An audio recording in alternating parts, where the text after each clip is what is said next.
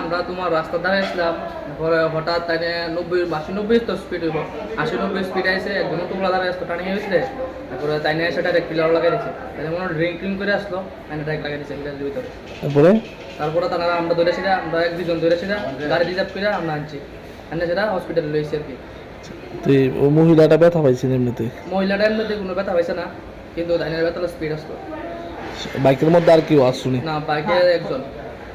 তুই ওনার নাম কি যে আইসি হসপিটালে? নাম তো আমরা ঠিক জানি না। বয়স কিরকম হইব? বয়স 30-35। বাড়ি? বাড়ি দোকানকি মনে হইব। ঘটনাটা হয়েছে কোনখানে? পশ্চিমপাড়া গান্ধীগ্রাম। প্রথম কোন হাসপাতাল নিয়েছিল? প্রথম নিয়েছিলাম গান্ধীগ্রাম হসপিটাল, তারা কিন্তু রাখতো না, জিবি লইতাম, আমরা জিবি লইছি। এখন অবস্থা কিরকম? এখন অবস্থা মোটামুটি ঠিক আছে।